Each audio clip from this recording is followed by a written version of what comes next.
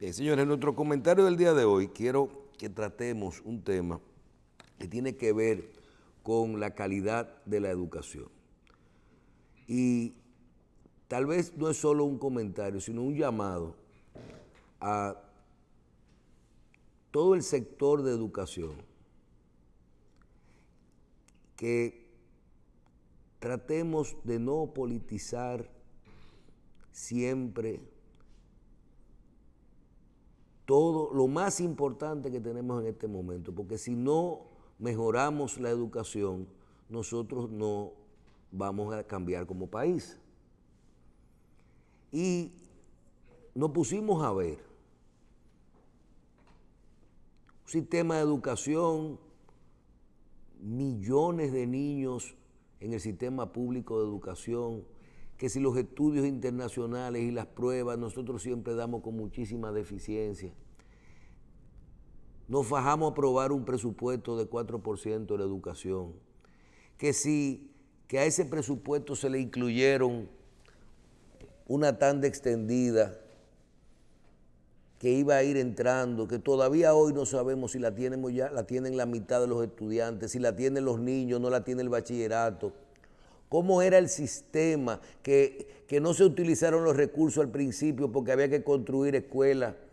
Y ahora tú estás viendo que nos faltan 12,000 maestros y que sé yo cuántas aulas que estamos alquilando. Yo creo que tenemos que sentarnos a despolitizar el tema de la educación para poder buscarle una solución. Señores, miren, a alguien se le ocurrió medir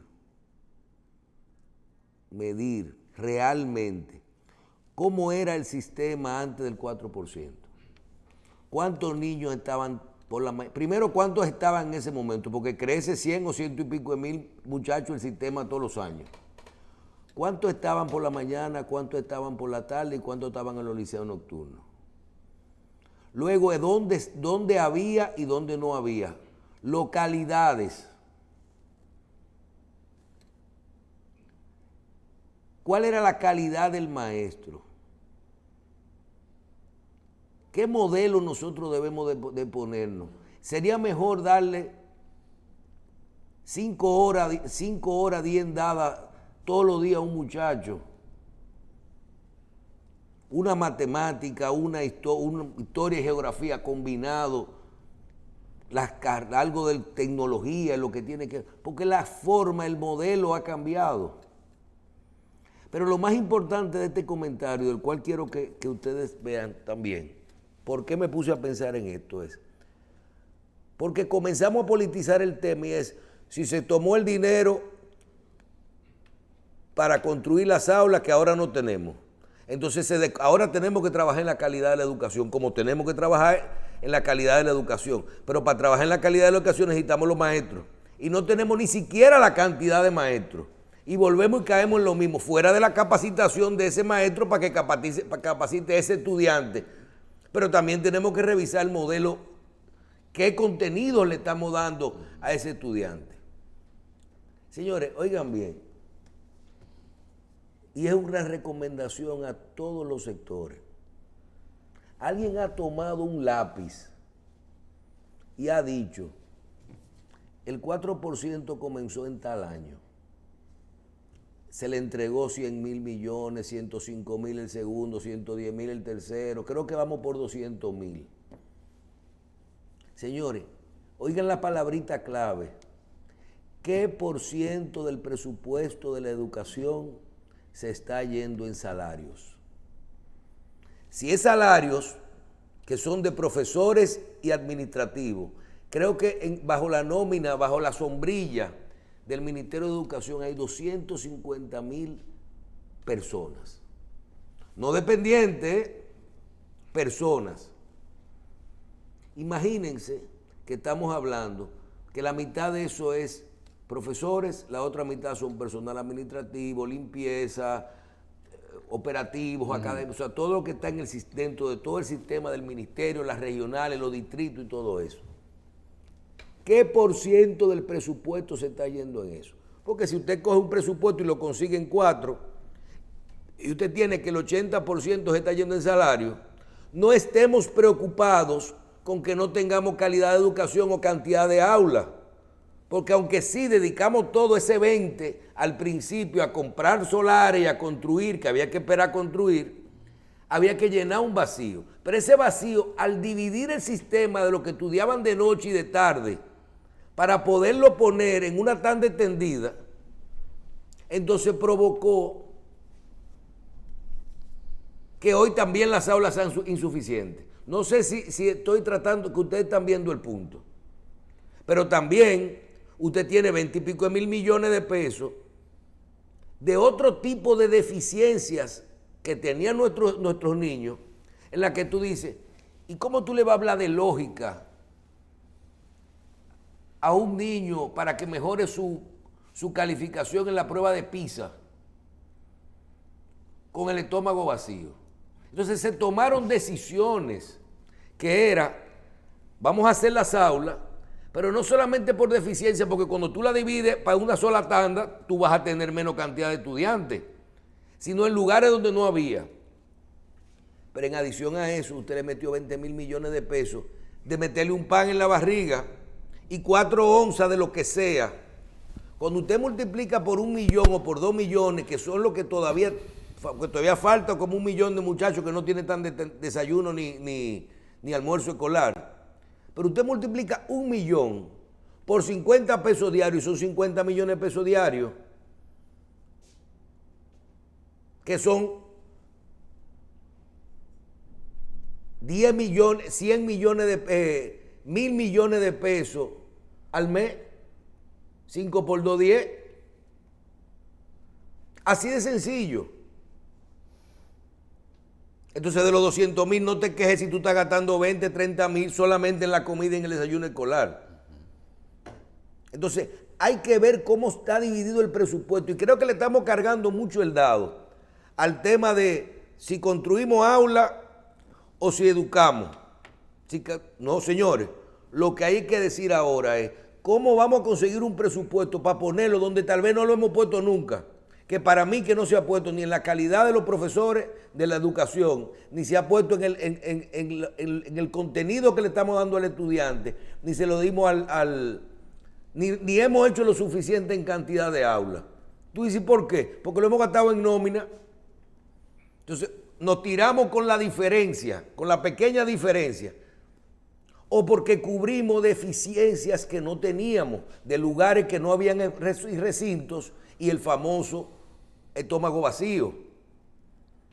Porque era que teníamos, no era que estábamos en cero, era que estábamos en negativo.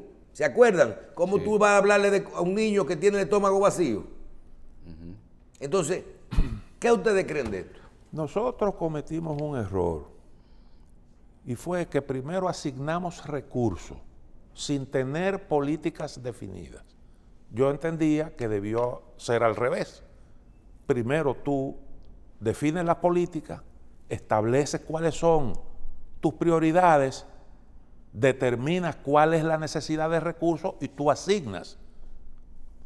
Ahora, después que asignamos el 4%, hemos tenido incluso dificultades para la ejecución presupuestaria. Decidimos que hay que pagarle mejor a los maestros, pero no definimos cuál es la contrapartida, porque pagar bien te permite a ti hacer una buena selección de lo mejor que hay en la sociedad. Y exigir. Y exigir, desde luego. Ese es el objetivo. Tú pagas bien para que en calidad de maestro trabajen aquellos que tienen las capacidades para transmitir conocimiento. El problema fundamental de la educación dominicana radica ahí, en el cuerpo magisterial que definitivamente no está a la altura. Y eso lo reconoce todo el mundo. Hay déficit de maestros y al mismo tiempo tenemos una buena parte de los que están que sencillamente no pasan una prueba.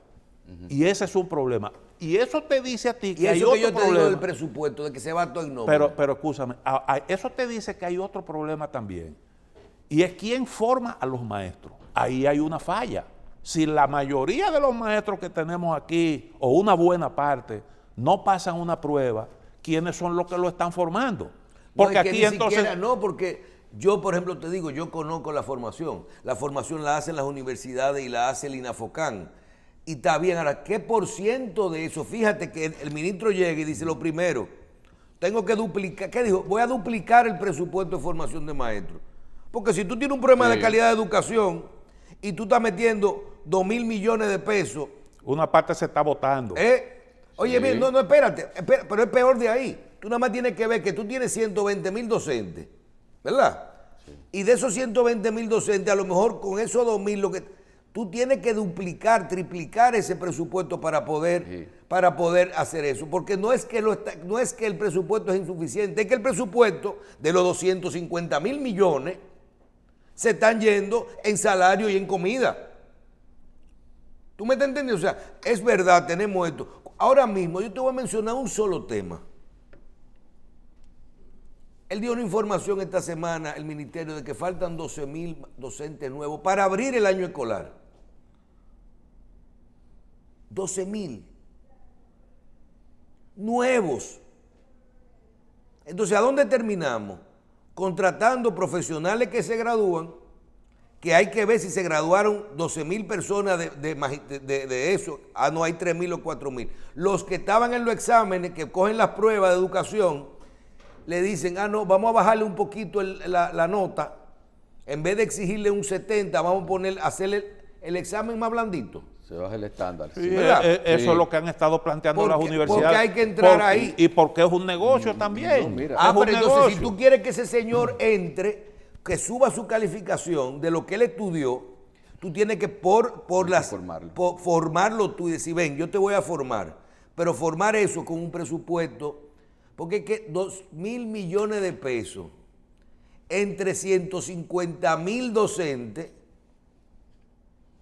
que va en ascenso 2 o 3.000 todos los años, no es nada. Es sencillamente nada, pero no solamente eso. Tú coges, por ejemplo, los programas nuevos. Tú puedes ser un buen profesor de matemática y tú no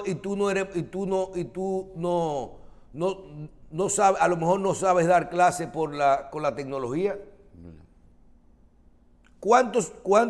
¿Qué trabajo costó que el que diera clase aprendiera a dar clase usando los recursos tecnológicos? Entonces, eso es un curso nada más. Oye, ese es otro gran tema. Ese es un curso nada más. ¿Qué es lo que tiene que saber un estudiante al finalizar el ciclo? ¿Qué es lo que tiene que saber? Aquí hay un montón de materias con un montón de libros que lo que hacen es complicar la cosa. Complicársela al maestro y complicársela al alumno. Eso hay que sencillamente simplificarlo.